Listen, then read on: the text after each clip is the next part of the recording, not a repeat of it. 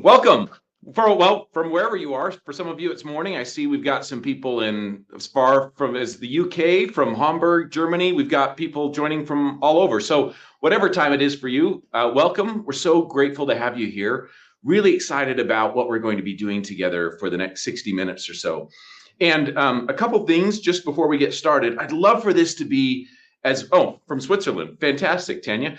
I'd love for this to be as much of a conversation as possible. So as we go throughout, I'll be asking you some questions. Just throw your answers in the chat. I'll be able to see them here as we go along. And if you have other questions, other things that are top of mind for you as we go throughout today's webinar, just put them in the chat as we go. We won't have a dedicated Q&A at the end, but we'll want to tackle those questions as they come up along the way. You'll also see that in your interface, there's a Docs tab. And as we go, I'll be introducing you to some Arbinger tools that you can put to use right away. All of those will be added as we go, as I orient you to those tools in that Docs tab. They're downloadable. Some of them are form fillable, and you can use those in your day-to-day work to apply everything that we're learning together. Now, as we get going here, I want to just begin talking about accountability by sharing with you an experience from my own life that really taught me some important things about what we mean by accountability, what we need to mean in order for our organizations to thrive. When I was 18 years old, I had the opportunity to work in a nursing home in California. It was really my first job out of high school. And I was hired to work in the business office to collect payments and work with insurance companies and things like that. Not really a patient interactive role, but the facility that I was working with, this old facility had 78 beds. It had been recently acquired by a new management company. And the facilitator knew that the patients in this facility had been long neglected. And so he said, Mitch, in addition to your other responsibilities in the business office, I'd like you to just interact with every patient in this facility every day. And I thought, okay, well, if that's my job, I'll do that. But truth be told, I really didn't enjoy the idea of working in a nursing home because I really didn't like elderly people. So I thought, okay, well, if that's my job and I've got to do that, I'll do that. And so I did it. Every single day I went around, I interacted with every single patient, all the 78 patients that were in that building. And over time, I actually started to develop some friendships. But I remember there was one particular patient that was challenging for me. The very first day, as I'm going around each patient room, I remember going into her room. Her name was Linda. I could see it on the placard as I walked into the room, her name. And as I walked into this room, I could see that she was the only patient in this room. And she was laying back in this hospital bed. And because the sheets were pulled up so tightly over her body, I could see the shape of her feet under the sheets, and they were severely contracted. And then her arms were up on top of the sheets, and her hands were severely contracted like this. And I remember introducing myself. I said, "Hi, Linda, my name's Mitch. How are you today?" And she didn't say anything. She just looks at me. And so I think to myself, well, maybe she didn't hear me. So I get closer up to the bed and I said, "Hi, Linda. First day, it's great to meet you. How are you?" And she doesn't say anything. She just looks at me. Now, I don't know if any of you have ever had like a truly one-sided conversation before, but it just can't last very long. And so after a few minutes of trying to engage Linda in a conversation without a single word coming back to me, I just thought, okay, well, there's nothing else I can do. And it was clear as she was looking at me as I'm talking to her that she's pretty annoyed. So I said, "Well, it's great to meet you, Linda. I'll be back tomorrow." And I left and I came back tomorrow. And then I came back the next day. And I did my job. I went and interacted with every patient every day, including Linda, for a period of weeks. 3 or 4 weeks, I'm having the same one-sided conversation. Not once in that whole time did Linda ever speak to me, not a single word. And I remember about 3 or 4 weeks into this experience, I had had the same one-sided interaction. And as I turned to leave, I'm going out into the hall, and I see behind the door that leads into Linda's room, I see her closet door, and it's slightly ajar. And something's fallen out of it on the floor. And it's this piece of paper, but it's all kind of ripped up and dusty. And so I pick it up and I take it and I'm walking down the hall to go take this to the dumpster, this piece of trash that had fallen out of Linda's closet. And this nurse stops me and she said, "Hey, Mitch, where are you going with that?" I said, "Oh, it's just a piece of trash. I'm taking it to the dumpster." And she said, "Well, do you know what that is?" And the truth is, I hadn't looked at it. And I open it up, and it's about 11 by 17 piece of poster board. And it has all of these black and white, kind of faded, photocopied images on it, these diagrams. One was of a tray of food, and one was of a pitcher of water or a glass of water, and the toilet, and a toothbrush, and the telephone, and things like that. And the nurse said, "You know, Mitch, that's a communication board. You know, Linda, she can't speak." And I didn't know this. So here I am, day after day, thinking that I'm doing my job because I'm doing everything that I had been asked to do. And I tell you this story here at the outset when we're talking about accountability today, because the truth is I had never actually done my job. From an accountability perspective, I was being held accountable. And I wanted to be accountable. I was having conversations with my boss periodically throughout that whole process. And when he said, "Are you doing what I asked you to do? Are you interacting with every patient?" The answer was yes. I wanted to do a good job. I thought I was doing a good job. But here's the truth, and this is critically important to understand. Not once had I ever done my job. Even though I had done everything on my job description, everything I had been asked to do.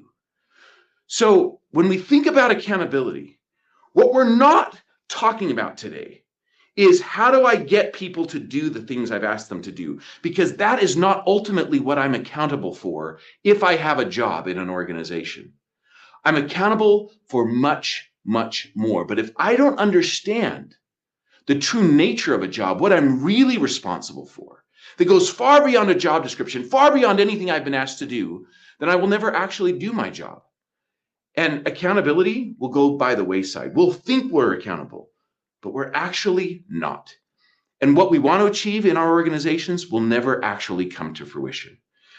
Now, look, this clearly is not a matter of behaviors. It's not a matter of getting people to do something, because I was doing everything I had been asked to do. We're talking now about something much, much deeper. We're talking about, to begin with, the mindset that we have to operate from in order to be fully accountable for our impact in an organization. See, for me, with Linda, I didn't see her as a person. I was operating from what we call an inward mindset, a mindset in which other people don't actually matter. They don't count the way I count. And because they don't matter, because they don't count the way I count, they're not really people to me. I don't see their needs and challenges and objectives. None of the things that makes them a person am I really alive to. And because I don't see any of the things that make you a person, the people that I'm interacting with in the course of doing my job, then everything that I'm doing tends to be about me. All of my objectives and behaviors will be self-focused. They'll be oriented inwardly. They'll be about me. I don't see Linda as a person or anyone else. They're more like objects to me. And they could be objects in different types of ways. If they're helpful to me, then they're a vehicle and I'll use them. And I'll say, I really like those people, but I don't really see them as people.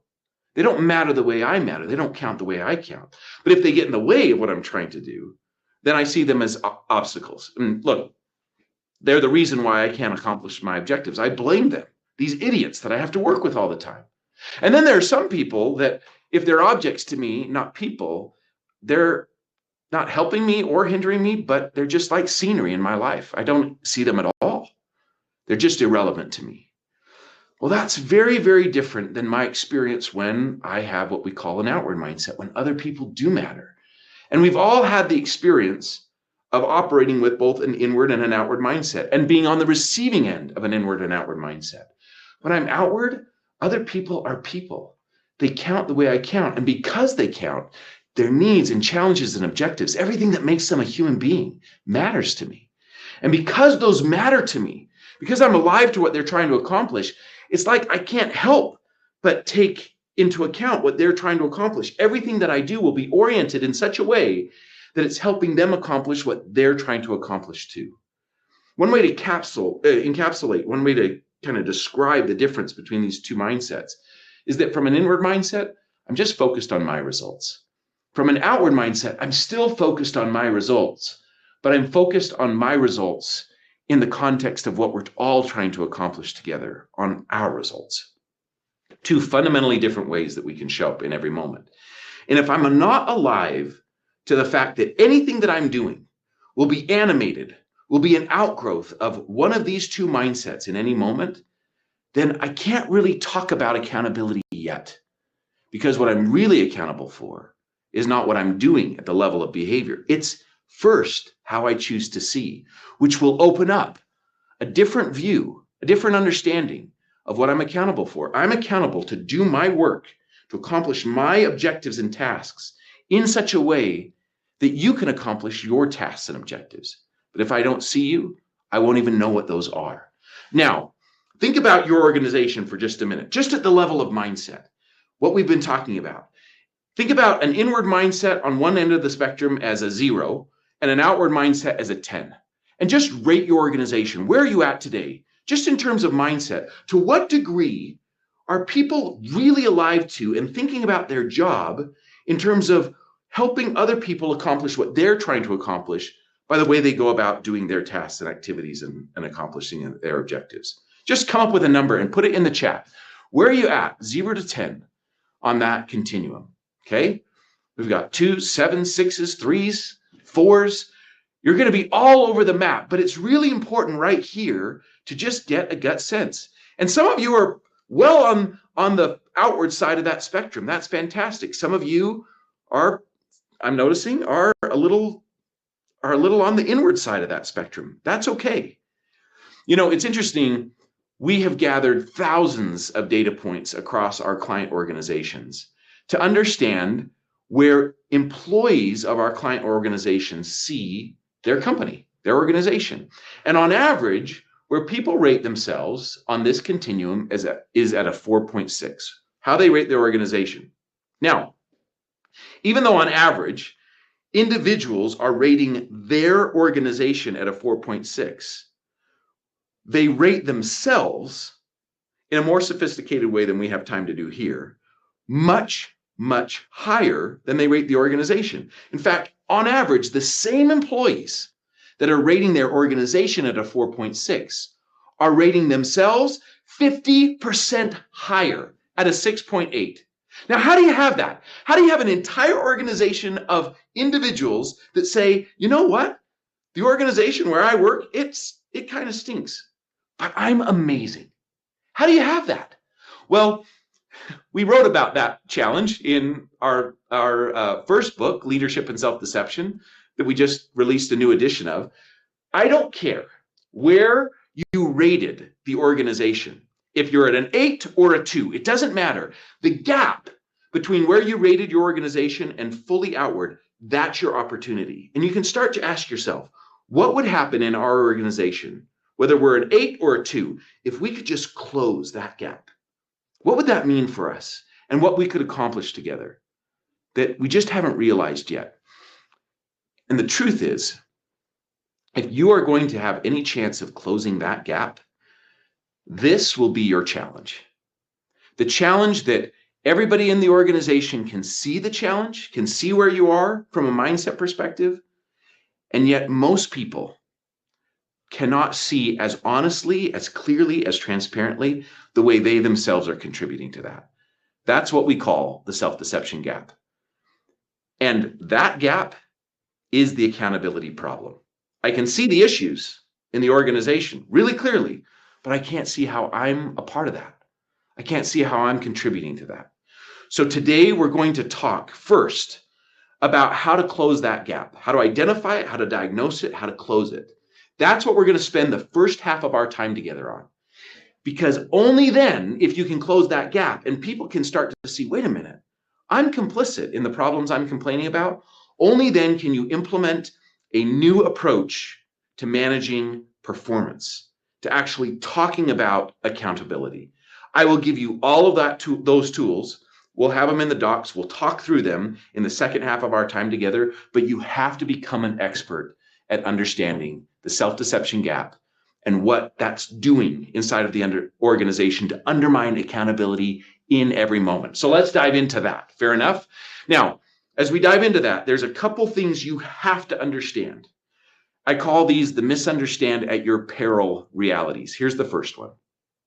People respond primarily to our mindset, what we've just been talking about, more than to anything we do on the surface, more than any behavior. Think about that in terms of your own experience. Haven't we all had experiences where we're with people who, at the level of behavior, are acting in fairly appropriate ways? You know, if we had a transcript of the interaction and we gave that to HR, they'd be pretty good.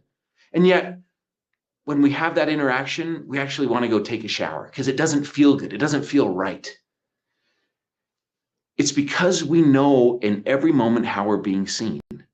Whether at the level of behavior we're being given a compliment or we're being given really harsh feedback, it doesn't matter.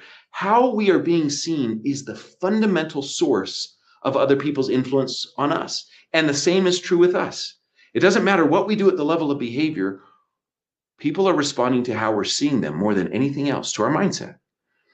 Because we've all had the opposite experience where maybe we're on the receiving end of really hard feedback and maybe it wasn't delivered in, the most tactful way, and yet it was enlivening and we felt motivated by it because we knew that the people that were giving it to us were giving it to us because they cared so deeply about us.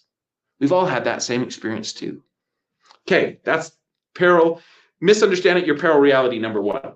Here's number two. When we're inward, we can't see that we're inward. We're the last people to know. That's one of the hallmarks of an inward mindset, is that we never recognize that that's the mindset we're operating from. We think that, well, I'm just doing the best I can given the reality that I'm existing in, given the people that I have to work with. Now, because we can't see that we're inward, we have to be on the lookout for an inward mindset more than we've ever been. But also we have to understand this third reality, which is when we're inward, we actually are not okay with that. If I don't see the people around me as people, I'm not okay with that because they are people. So I have to be justified. I have to feel justified about the fact that I'm discounting or not seeing the reality, the humanity of the people that exist around me. And how do I get that justification? This is misunderstanding your peril reality number 4. I get that justification by provoking other people to be the problems that I thought they were in the first place, to turn inward themselves. So let's take a look at how this happens, and we're going to try to find how this is playing out in our own lives together here on this webinar. Think about what an inward mindset invites in the people around me. Look, if I'm focused on my needs and challenges and objectives here, like the person on the left, what will that invite in you? Well, you'll be saying, well, someone's got to think about my needs and challenges and objectives. So if I'm inward, I turn you inward. At least it's a very powerful invitation to turn inward yourself. Now, how does that play out? I find that it's most helpful to look at home first to see an example of this. So let me just share with you an experience that happened with my daughter many years ago. My oldest daughter is now 18, but when she was an early teenager, she started doing something that was really frustrating to me. She started talking back at the dinner table, okay? Now, let's suppose in this moment, I'm inward toward her. Her name's Faye. Let's suppose that I'm inward towards Faye. Faye's there on the right. I'm here on the left.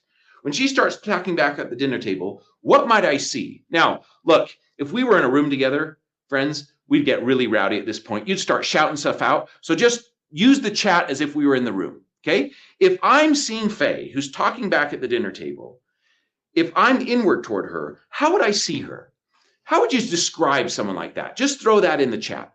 How do you describe a teenager like that? Now, some of you might have teenagers. Some of you may have been a teenager. What would you say? Okay, disrespectful, irritating, a brat. Okay, we're getting at the core truth. Disrespectful, ungrateful, just rude. Absolutely. That's how I describe her when I see her from an inward mindset. Now, I think this is because of what she's doing. The truth is, I'm choosing to see her like that. Yeah, mouthy, all of those things. Now, if I choose to see Faye in all of those ways, impolite, opinionated, all of that. How am I going to behave toward her? Remember, every behavior is just an outgrowth of how I'm seeing. So if I'm choosing to see Faye in these ways, how do you think I might respond? What would I do? Okay. Well, I mirror the behavior. Yeah, I might talk back too. I might be disrespectful. I'm definitely going to be angry, dismissive, cold, defensive, guard up, talking back. I'm going to raise my voice, maybe a little like I'm doing right now. Yes, and all of that, Vinny, is because I am inward. Now, I don't think it's because I'm inward. I don't think that I've made this choice. I think in this moment that I'm doing the only thing that could reasonably be expected of someone who's faced with a child like this. Given what she's doing, of course, I have to raise my voice and I have to punish or, whatever the case might be. Now, sometimes it will take on that style. I'll raise my voice, I might punish her, I might get loud, whatever that looks like. But it could take a totally different style. I might just, get quiet. Someone's got to be the adult in the situation. So, I just give her the silent treatment. Doesn't matter. Again, what I'm doing at the level of behavior, everything that I'm doing communicates blame. It's saying, you're the problem, Faye. I didn't want to have to come home and raise my voice, right? Everything that I'm doing is saturated in blame that these behaviors wouldn't have to be engaged in if it wasn't for her. Now, how do people respond to blame? How do they typically respond to blame? Oh, my word, Dad, I had no idea that I was disrupting the family culture like this. I'm so sorry. No, nobody responds to blame like that. How do we respond to blame? Oh, we get defensive. Yeah, Patrick. Yeah, Craig. That's exactly what we do. And so how does she see a father who's doing all of these things? How would she describe a father who's raising his voice, talking back, mirroring to her the very behavior she's engaging in? Yeah, bully, controlling, mean, angry, all of those things, authoritarian. Now, does she think she's making a choice to see me that way? Of course not. She's seeing me in exactly the way that any rational person would see someone who's engaging in those behaviors. And so here's the question. Is she going to do more or less of that behavior that I said initially I don't like? Talking back. Well, of course, more. Yeah, Valerie. Yeah, Nina. What else could she do? Someone's got to stand between this man and the 4 other children that are, younger than her. Someone's got to stand up to him. So notice what's going on here. This is the ultimate outgrowth of an inward mindset. I won't see in what we call a collusion, this conflict where we're provoking the very behaviors we say we don't like. I won't see that it's a choice I'm making to see her that way. She won't see that it's a choice she's making. We both blame our bad behavior on the other. And why? Because when we're inward, we are desperate to be justified for seeing another person as a problem. Right? Now, how long will this last? How long will this go around and around and around? Forever. A collusion is a conflict that never ends unless we end it, where the parties in the conflict are inviting the very things that they are complaining about. And why? It's all driven by this fundamental need to be justified. We call it a collusion instead of a conflict because as you look around your organization, you're going to see conflict everywhere. And it looks like people who are really frustrated with other people. But if you pull it back, when you start to understand how mindset drives every behavior, you'll begin to see that in every conflict, without fail, the people involved will be provoking the other to engage in the very behavior they say they complain about. Why? Because we all need justification for failing to see the humanity of others. Now, in some cases, the behavior that's engaged in is really problematic, but I'll never see my way out of it. I'll never be able to say, you know what?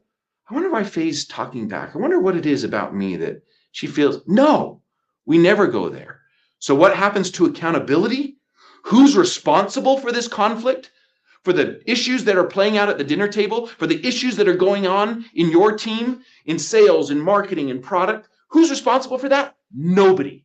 Accountability goes out the window. That's why we have to start with a deep understanding of mindset and what it's inviting. You can't create accountability. There's no performance management system. There's nothing that you can impose on top of a collusion that will fix it from an accountability perspective until the people inside a collusion recognize that, wait a minute, I am at least in part responsible. That's the beginning of accountability. Now, let's see if we can see this at work, because at work, you see what happens at home too. We never just have a collusion between two people or parties. One way that we find justification is I go get allies, Faye gets allies, sales will go get allies, product will go get allies.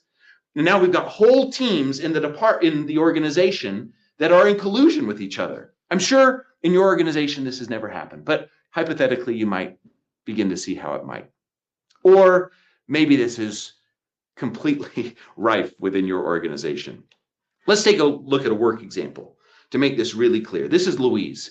She ran a 17,000 person division inside of a large Fortune 500 organization.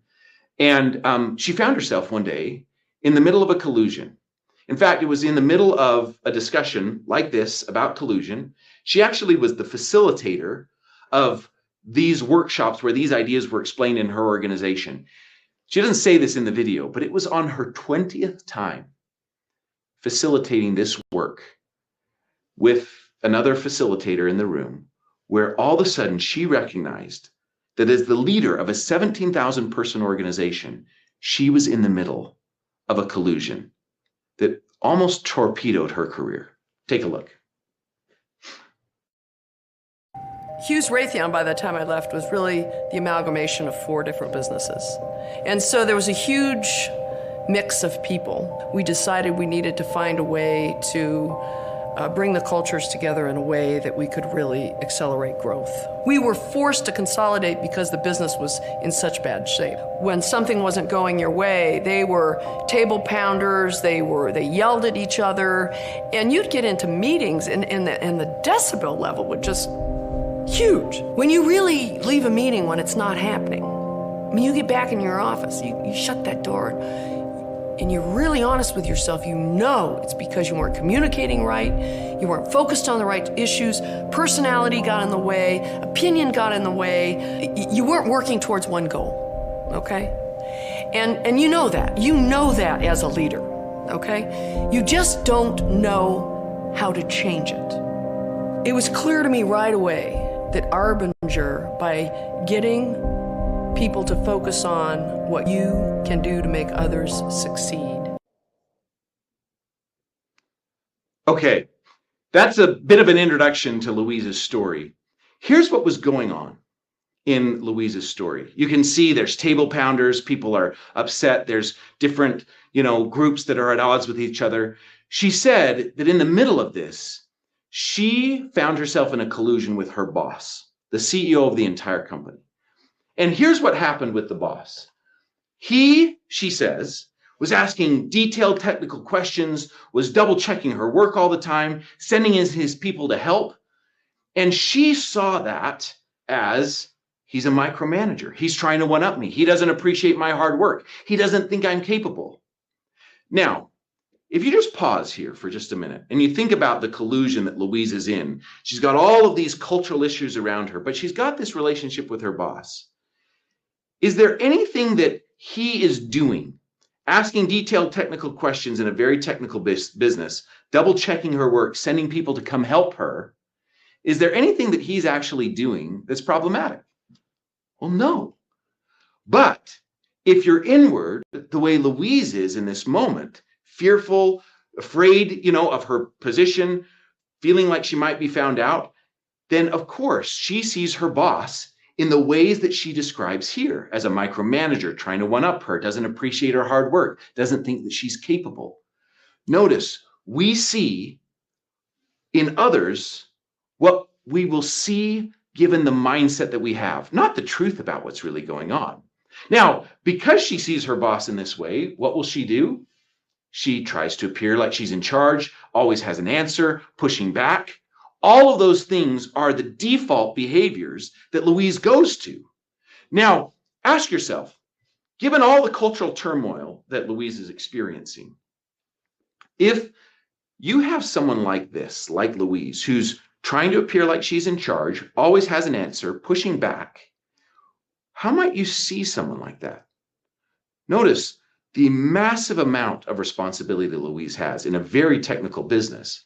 Well, he probably thinks that here's a person who thinks she knows everything. She's not technical, she's stubborn. You might start to ask yourself, what exactly is Louise hiding? Yeah, there's some imposter syndrome. She's arrogant, opinionated, and confrontational. Notice, Louise is so frustrated with her boss in the midst of all of this cultural turmoil because he's asking detailed technical questions, double checking her work and sending people to help. But is the things that she's doing inviting her boss to see her in a way that he'll do less of those things? Absolutely not. She'll do more. And in the middle of all of that, she recognizes that, wait a minute, this is a collusion. And she said that this was the most powerful learning experience of her entire career. Now, given that background, I want you to find your own. Let's just diagnose the drama that's happening anywhere in your life. You can pick a work example or a home example, something that's happening with your colleagues or in your personal life. If you want to see the power of this at work, I would recommend that you pick someone at work, someone that you're just frustrated with right now. And I'd like you to get out a piece of paper and just draw what you see on the screen, a box with 4 quadrants, labeled from the bottom right-hand quadrant all the way around in clockwise, 1, 2, 3, and 4. We're going to start with quadrant 1. Here's what we're going to do. Oh, great question, Cameron. How do power dynamics in the workplace have an effect on the collusion diagram? Great question. I'll see if we can get to that here before our time is up together. Of course it has an impact, but I'll just say this. It doesn't have the impact we think it has when we're inward. Remember, when I'm inward, I'm constantly looking for justification. And there are realities in the organization that give me justification if I'm looking for it. Well, I could never tell so-and-so that or I could never try to work through that issue because of the power dynamics. It's amazing what we see with our client organizations around the actual realities that exist, but that are marshaled to find justification that evaporate when we turn outward. So see if you can see this in your own life. Maybe you'll pick one, Cameron, where there is a power dynamic at play. Find the person in your life right now, hopefully at work, who's just frustrating to you. And in the bottom right-hand quadrant of this diagram that you've drawn on your piece of paper, write down in quadrant 1 that thing that they're doing that's so frustrating to you right now. What's the behavior that they're engaging in that is so frustrating to you? Okay? And be as specific as you can. Be as honest as you can. What's the behavior that this other person that's frustrating to me is engaging in right now that maybe I wish they'd stop doing? Or maybe it's something that they've never done and I really would like them to just finally start doing this. Whatever it is, be as specific as you can about that behavior. Okay? All right. Hopefully you've had a chance to draw that diagram and fill out quadrant 1, the bottom right-hand quadrant. Here's what they're doing. Let's go to quadrant 2. Now, when I'm inward toward this person that I've identified, how do I see them and what they are doing? How do I see this person? How would I describe this person? What words would I use? When I'm inward. Now, of course, if I'm outward, I might describe this person in very different ways. But when I'm inward, when I'm frustrated, when I'm bugged by that behavior, how do I describe that person who's engaging in that behavior? How do I describe them and what they're doing? What would I say? How do I see them? That's quadrant 2. Okay? I'll give you just a minute to be as honest as you can about that. Okay. Now, let's go to quadrant 3. You've got in quadrant 1 what they're doing. You've got in quadrant 2 how I'm seeing them. Let's go to quadrant 3. When I'm seeing this person in the ways I've just described, what do I do? What specific behaviors do I engage in toward that person when I see them in the ways I've just written down in quadrant 2? That's what you're going to write down in quadrant 3. The actual behaviors you engage in, when you see them in the ways you just described. Fair enough? Oh, Excuse me. Thank you, Bridget. Okay, there's quadrant 3. When I'm seeing this person in the ways I've listed, how do I act toward them? What kinds of things do I do? Or maybe what things do I not do? But be as specific and concrete as possible here as you write this down. And I promise, if you'll go through this exercise with me, you'll see things that you just haven't seen before about the situation that you're contemplating.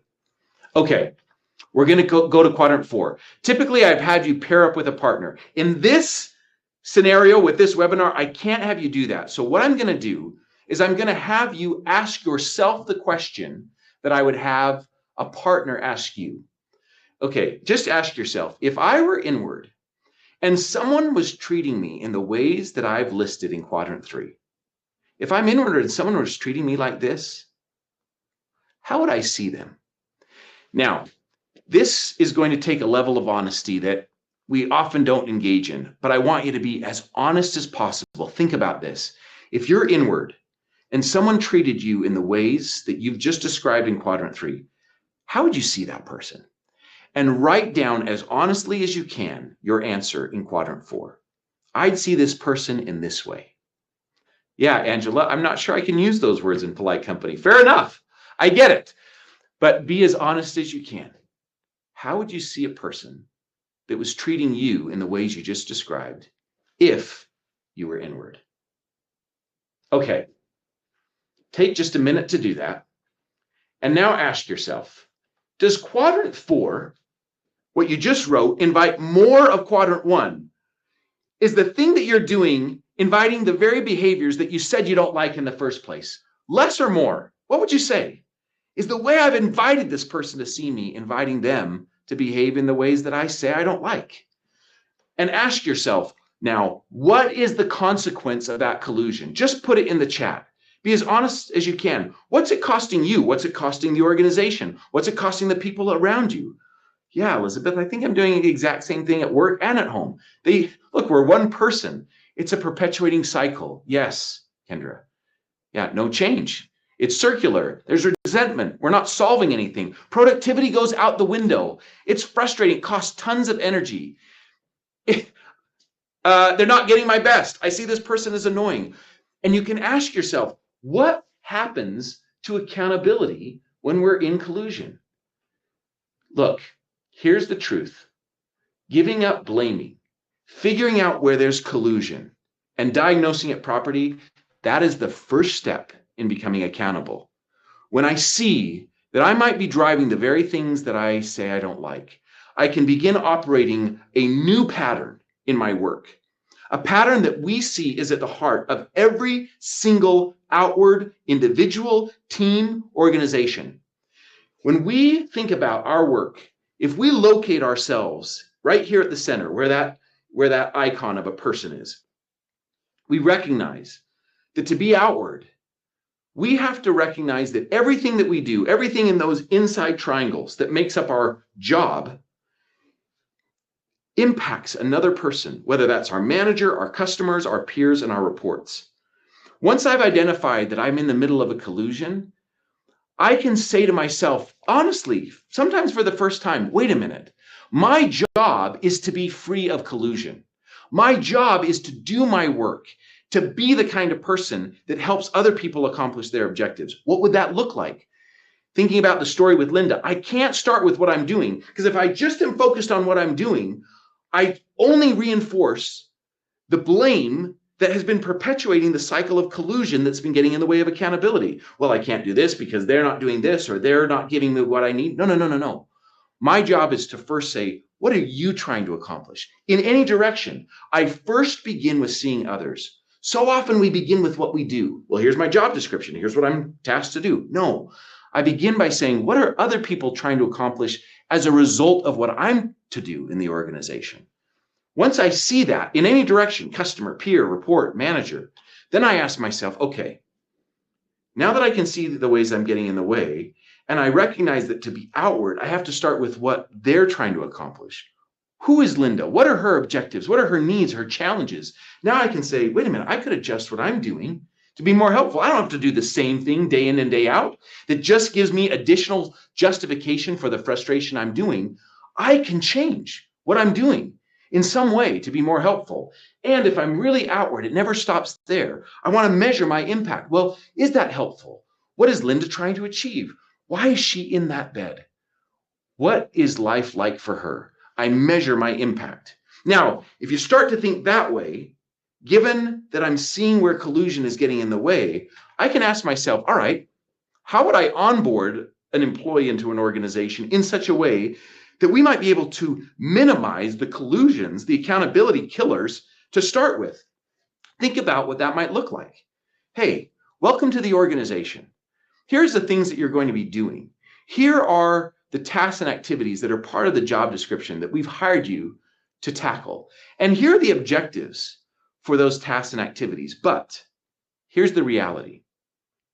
As you go about your work here in this organization, it turns out there's nothing that you do in any moment that is not designed or intended to help someone else in the organization be more successful, whether that's your manager or your customer or your peers or the people that report to you, your direct reports. So for the first couple weeks, what I'm going to ask you to do is I'm going to ask you to go get really curious about what those people that you impact are trying to achieve. I'll help you understand who those people are, given the tasks and responsibilities we've given you. And I'd like you to ask those people 3 questions. Here's the first one. How does someone in my role affect or potentially affect your ability to do your work, positively or negatively? Number 2, from your perspective, how could someone in my role be most helpful to you? And number 3, how and at what frequency would you like me to check in and stay accountable to you on my impact on your ability to do your work? Now, that's what you're going to do. That's the orientation to your work. And once you've had those conversations, I'd like you to come back to me, your manager, and I'd like you to report to me on what you've learned, how you affect the people that you affect when you go about tackling your tasks and achieving your objectives. And what did you learn about what it will look like to hold yourself accountable, not just for what you're doing, but for your impact on those people? And when and how are you going to hold yourself accountable? That's your first check-in. And I'd like you to check in with me monthly as your manager and share with me what you're learning in your regular check-ins with those people. Now, I said that there's 2 different ways you can onboard an employee. You can ask yourself, is that different than the way we're onboarding people into our organization right now? How different is that? How different is that way of onboarding an employee to be thinking about their job, not just in terms of what they do, but in terms of the impact of what they do and how that sets them up to be accountable, to proactively hold themselves accountable to their manager in an ongoing, proactive, regular way? You know, when we think about, when we think about performance management, there's some really scary data. 95% of employees today in organizations, at least what's been found here from SHRM, 95% of employees are dissatisfied with their company's performance management process. They don't even like it. They don't even think it's helpful. 90% don't believe that the process even provides accurate information. Now let's dig in to see why that is. Here's a couple other really problematic statistics. Among millennials in particular, 62% feel blindsided by performance reviews. 40% feel that the feedback they receive is too vague. Half of all employees feel deflated when they walk out of a performance review. Isn't that awesome? We talk about your performance and you leave less motivated than when we started. 3 out of every 4 employees rate feeling in the dark about how their managers and peers think they're performing as their number 1 complaint at work. Not benefits, not other perks, not even compensation. It's, I don't know where I stand. I don't know how people feel about my performance. And 85% would feel more confident in their work if they could just have more frequent conversations with their manager. Now, you think about this way of onboarding employees that starts to neutralize the blame that's at the heart of collusion right from the outset, because now we understand that our job is to do our work in a way that helps other people succeed in the way that they're trying to do their work. Now we begin to see why performance management fails. Number 1, and this is the most critical reasons why any measure to implement greater accountability in an organization, typically through performance management reviews, fail. It fails because it fails to measure impact. It's just about what I'm doing, my objectives, my tasks, my responsibilities. No, everything is in service of impact. It also fails, number two, because we think the leader should be responsible for that. But if I onboard an employee in the right way, I've just shared with them, hey, you're responsible for this. You're the one learning about your impact. Now you're the one who holds yourself accountable. That's not my job as your manager. That's your job. They fail too because they fail to close the gap between what I'm seeing as a manager and what you're seeing, partly because I'm responsible. So I think it's my job to tell you, hey, here's the gap between your impact and what you think your impact is. No. Your job as an employee is to go find that out routinely, systematically, on a regular basis and report to me. They also fail, let's just be honest, because they're too complicated. We've got all of these performance management rules and policies and ways of going about it that typically they happen maybe once a year, if we're lucky, maybe a few times more.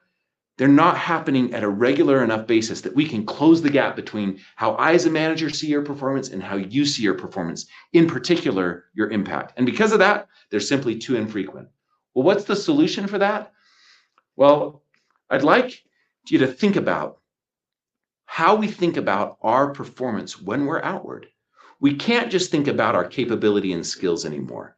That's, to be honest, what most performance management systems are set up to measure. Our capability and our effort relative to the objectives and behaviors we're engaging in at work. When we're outward, we measure all of that in light of the impact. Given that everything we do is designed or at least intended to help someone else achieve their objectives, we now have to measure our skills, our aptitude to accomplish our objectives, and our effort in light of how other people are actually being impacted.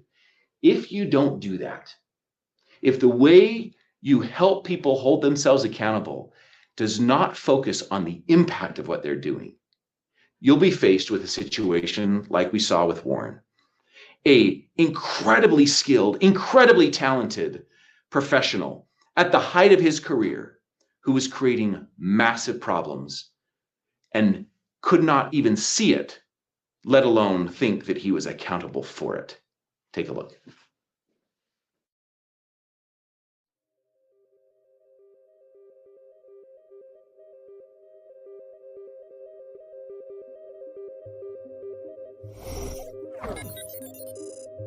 Warren Higgins is a tough character. He was extremely diligent, impressive, a powerhouse. He really demanded responses from people. He's one of the smartest people that I've ever met. And Warren, he's not only smart in like figuring things out, but he's quick. He was so successful. The Philadelphia office, which I ran, was the top office in the network.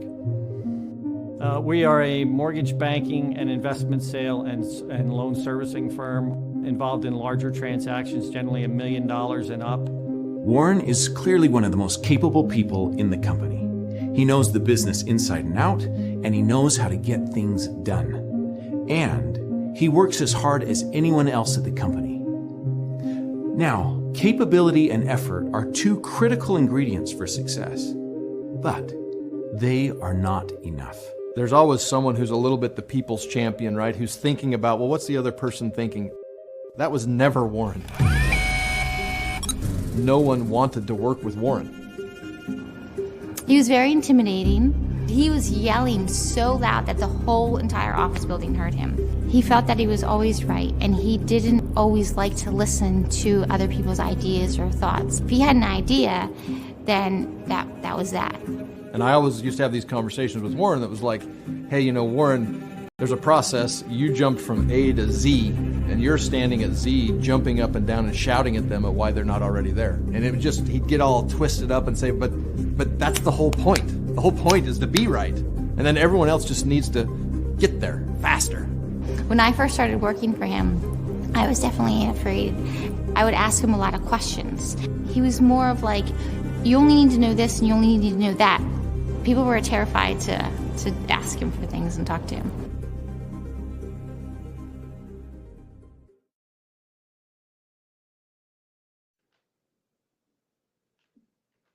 Okay, look, maybe you have a Warren in your organization, but think about this, the impact of someone who at that point in their career had never understood that their job was to help other people accomplish their objectives.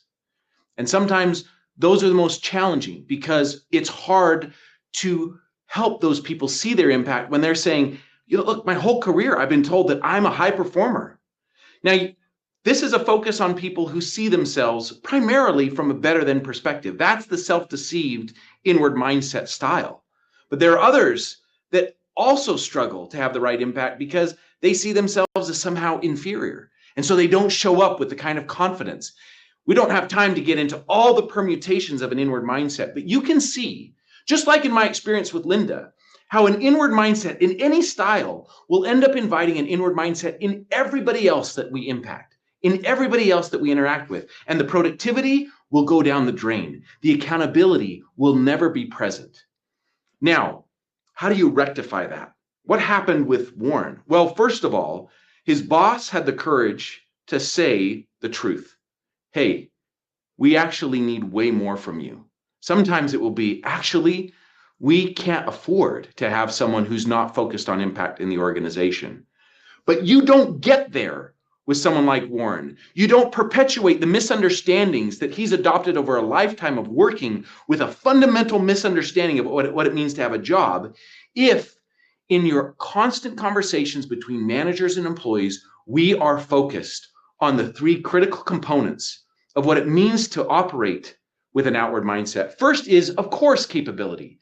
Do I have the skills and aptitude necessary? Am I a 3? Do I have all the skills necessary to accomplish my objectives in this role? Am I a 2? With some training and development, I could become a 3? Or in this particular role, am I really not cut out to do that without too much investment, too much training and development? Now, everyone will have multiple roles. Think about what it would mean if an employee was constantly asking themselves, hey, am I a 3, 2, or 1? Based on my ability to accomplish the objectives in a way that's helpful to everybody that relies on me in the organization. In terms of my impact, am I having a positive impact on others in the way I go about doing my work, a mixed impact, or a negative impact? And am I putting in the effort, and this is binary, in order to accomplish the objectives in a way that's helping other people accomplish theirs? Now notice, you see with Warren, we've got a 3C plus. Someone who's super capable, is putting in a ton of effort, and yet is having a negative impact. You can't afford that in the organization. And if you don't have a framework to have conversations that highlight impact as a critical component of what it means to have a job, you will have people in your organization thinking they're doing their job and yet never accountable for their full impact. And that kills organizations. Now notice too, you actually can't have someone who's a 1 that's an A. You can't have people that aren't really capable of delivering what they're supposed to deliver who are having a positive impact. No matter how helpful their attitude might be, if we're not able to accomplish our objectives in a way that helps others accomplish theirs, we also are not in the right position in the company, or we might even be in the wrong organization. But imagine what would happen in your organization if on a monthly basis, having oriented people in the right way, you were sitting down with employees. They were scheduling meetings in order to help you as the manager understand where they are in any given moment. These 3A plus, what we call 3A plus, this framework, conversations, have 3 critical components. Number 1, the direct report is responsible to prepare for, schedule, and conduct that meeting, not the manager. That's part of my job if I'm outward, is to hold myself accountable for my capability, impact, and effort relative to the objectives that I'm achieving. Those should happen, we recommend, at least monthly.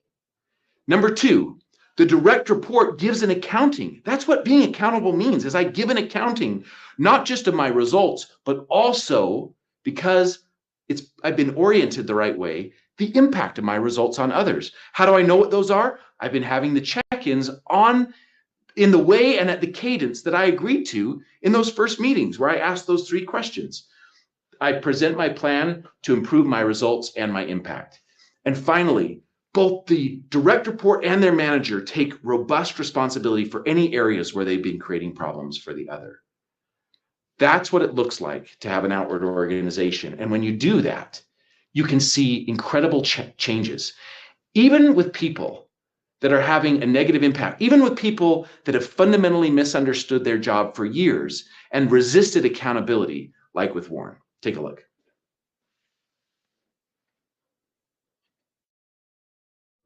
Shortly into my role as running our mortgage banking network, the CEO approached me, and he approached my boss and said, "Hey, I think you two are working at about a 71% efficiency level." I was, quite frankly, I was devastated because, I thought I was working so hard and I thought everything I was doing was what was best, and yet I was being, singled out as, as the problem. I was so confused about what I was doing wrong and what was going wrong. And I said to him, I said, "I don't get it." Clearly I was being counseled that I was the problem, but everything I'm doing is right. He said, "Warren, it's not enough to be right." That's when it hit me. That just because I may have a good idea and the correct idea, that doesn't mean everything I do is fine from there. Just being right isn't nearly good enough. He was at an age and a stage where he didn't need to change. He didn't need to change to make more money. He didn't need to change to rise up in his career. He was at the pinnacle. And yet he was willing to say, there's something in here for me, there's value in here for me, because I want to be better, and we can do better. The way that he is now, if he was that way when he was a mortgage banker, he probably would have had a lot better relationships with his coworkers. He probably would have been even more successful because they would have been that more willing to help him, and they would have helped him because they wanted to, not out of fear. Now people are very interested in working with Warren. And in fact, when we have some thorny problems, people will say, "Well, why don't we get Warren to help?" Which I never would have expected, but he's kind of becoming part of the glue that holds the company together. Helping other people and watching people grow, watching them prosper, watching them get better at what they do is far more rewarding. He's much more personable, and then he takes time to make sure that he talks to some of the staff, gets input from them, asks them how they're doing. Really like Warren. He realized that for me to fully understand the picture and do my job the way that I want to do it, I kind of like to know the full picture. So he now takes the time. He's like, "Oh, I forgot. You needed the full picture. So I'm going here because of XYZ." And then I think together we're able to work better. He's easy to work for. Super nice. He's friendly. He's incredibly generous. He's funny. He's self-deprecating, and in a way that before he just couldn't allow himself to be. He enjoys life more now than he did, and he's certainly making a more positive impact on the organization. I look at Warren and say, there's a guy who's changed a ton, and if he can change, I can change.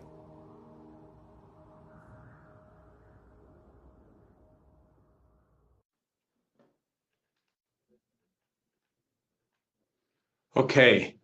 Look, you can see the power of this approach to accountability, how to actually develop accountability and not just hold people accountable. It transforms everything in an organization, but it all begins with an outward mindset.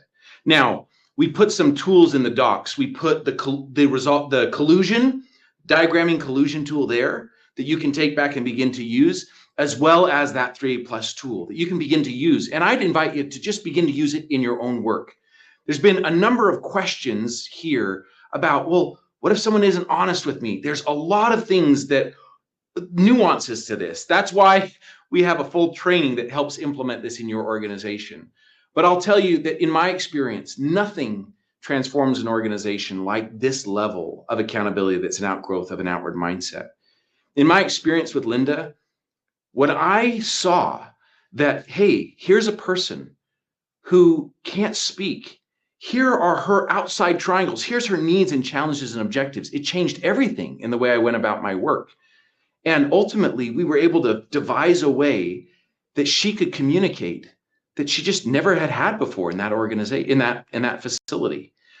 And what that does to engagement and job satisfaction, that's where the real joy comes from in our work. I'd invite you to put these tools into use. We'll also be sending these out to you. Again, some of you asked where the documents are. Those docs are in a docs tab, but we, because you've registered for this webinar today, we'll send those out in a follow-up email so that you'll have access to every tool we've talked about today. If you want more help to begin to think about, well, how would I actually implement this across an organization? That's our work. Our work is to turn the world outward by helping you turn your organization outward. And you can do that. You can create the expertise inside your organization to create accountability at a level with a robustness that you have never seen before and be able to see the results that follow. Thank you so much for your time today. Grateful to be with you and good luck. Thanks, everybody. Have a great day.